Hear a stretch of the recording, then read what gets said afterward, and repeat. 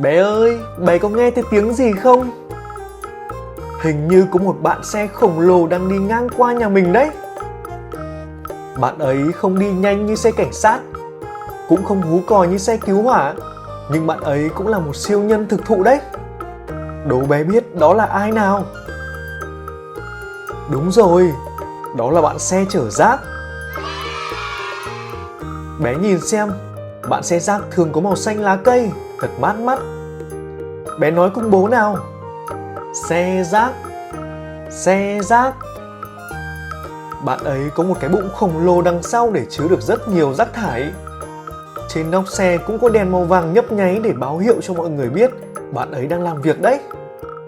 Và hãy nhìn những chiếc bánh xe xem, to và chắc chắn chưa kia. Ồ, bé nhìn kìa, bạn xe rác có cái cánh tay bằng sắt cực khỏe. Nó kẹp chặt lấy thùng rác, rồi nâng lên, úp xuống. Thế là toàn bộ rác đã đi vào trong bụng xe rồi. Bé nghe xem này.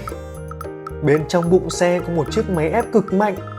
Nó ép rác nhỏ lại để xe chở được nhiều hơn. Thật là kỳ diệu phải không nào? Bé hãy cùng làm động tác nâng thùng rác cùng bố nào. Nâng lên, hạ xuống. Bé giỏi quá. Bé có biết tại sao bạn xe rác lại quan trọng không nhỉ? Vì nếu không có bạn ấy, phố xá của chúng mình sẽ đầy rác và có mùi hôi đấy. Bạn ấy giúp cho thành phố luôn xanh, sạch và đẹp. Để giúp bạn xe rác bớt mệt, bé nhớ phải vứt rác đúng nơi quy định và không vứt rác bừa bãi nhé. Bé hứa với bố không nào? Hôm nay chúng mình đã làm quen với bạn xe rác chăm chỉ rồi. Bé hãy luôn giữ gìn vệ sinh sạch sẽ nhé. Giờ thì chúng mình cùng chào tạm biệt bạn xe rác và hẹn gặp lại bé ở video tiếp theo nhé. Yêu bé nhiều.